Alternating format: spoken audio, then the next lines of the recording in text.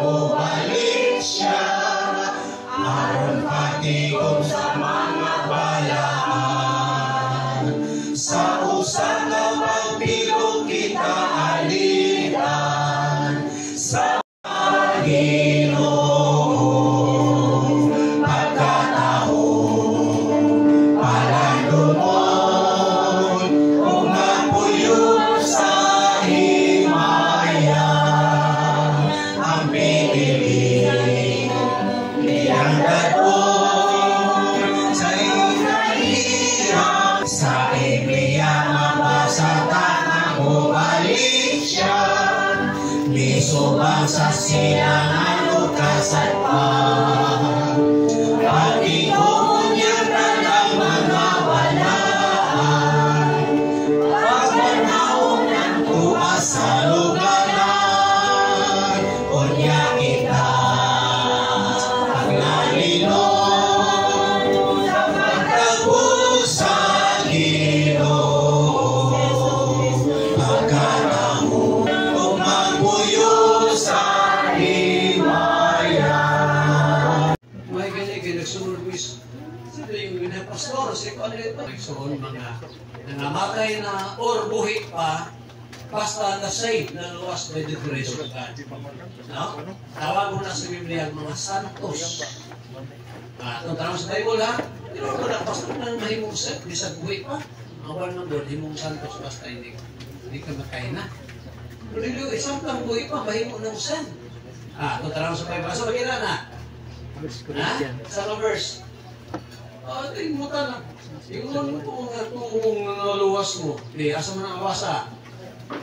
1 Corinthians chapter 1, then verse 2.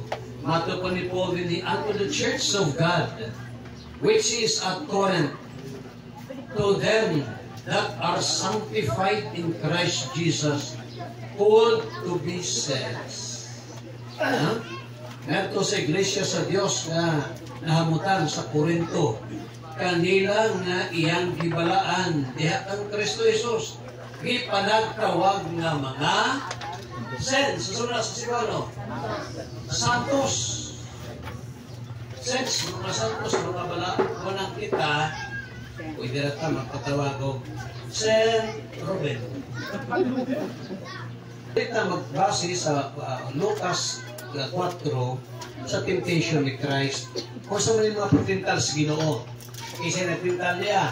Number 1, kita na ito din nagiduol sa Satanas kung itintal siya. Ang bato ipahimong tinapay. Itubag ni Christ, ang tao dili mabuhi sa tinapay lang. Kini pagkaon. Dahil tinapay sa Israel, ang din bugas. Iko, suman, muna ito So, dito mabuhi niya lang sa pulong na sa Ginoo. Pero, kailangan mo ka. Katulog itinta ng Ginoo.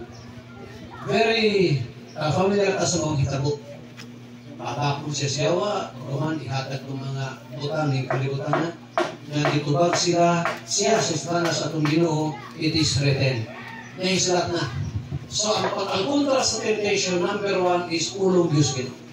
Ended all the temptation, he departed from him for a season.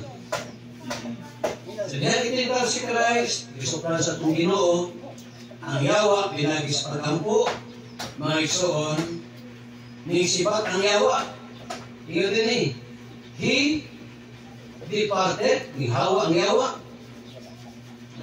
Sa dahil yung itintal ni Ginoo.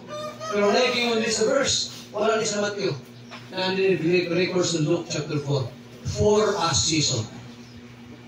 Maybe si Satanas makadalit, makadiyot. Si Batsa siya. For a season. Meaning to say, temporary ni si Satanas na sana, yung retract siya, nakasa siya. Kung yung tanaw sa ministry ni Christ, ang yawa, sige, gihapon panintal sa mong Ginoo. You remember the story, that's Matthew 16? Sa liha na ninyo si Christ, no, the word Peter on this rock, and build the church. Nakahuda sa verse 20, ang yawa doon na kang Pedro. O nibabag si Pedro sa Ginoo. Pagyung ni Christ matupos Jerusalem. Niyon si Christ, pahawa niya Satanas. Pahawa niya Satanas. Ikaw mo ko'y sa kapapag sa bulatong sa Ginoo. Ang pwede rin may iso ng yawa ni Gilbundang. Ito pag-tempt niya kang Christ, kadali na to. At pinakamangay kayo, iyan ang ibalik ang tinta ng Ginoo. May iso kita, makaagit ang trials. Ay, mag-expect na humana na. Meron mo na. Nagsige na, naagi na, samtang po ita, di na mahulog ang mga pagsulay. Kaya yung sa Biblia, for a season. For ang hindi dapat magkumpiyansa.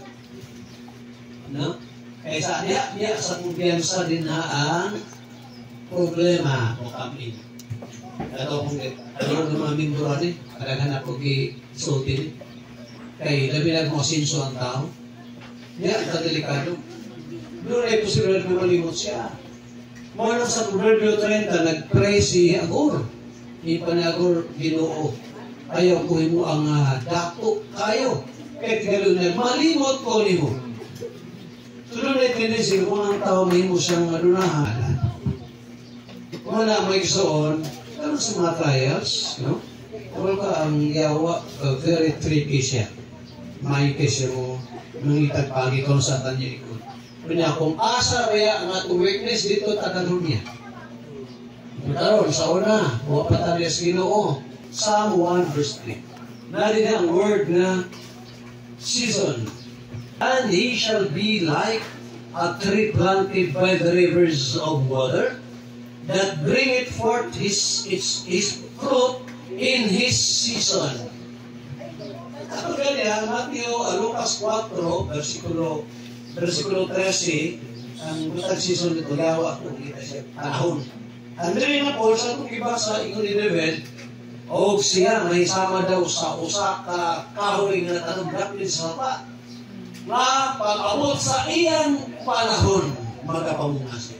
Sabi po kasagutan ni David, basahin mo ang verse 1 o verse 2, bulahan ang tao wag maglakaw sa dalan, nandong siya niini sa adlaw gabi. Ang sabi tao, iba ni David, sama siya sa kahoy na tanong-daplin sa mapa. Nabisan, huwaw na, siya dili, ang bato na namatay na. Pagsanap sa Ginoo, kakalipay das pulong sa Ginoo. Mamungal yun na siya pangapos sa Ginoo. Mahiro siyang blessing. Pero saan nasa kayo? Sayang panahon mo lang nga, mga parents na nagatiman sa mga bata, sila na sa to yun. Kita po ng mga nag-minister sa mga katawan, sa kituhan, yun na ang mga pag-antos ni ining presenting panahon. So, that's only a season, ang pag-antos. Listo ng panahon, mag-antos Kristo.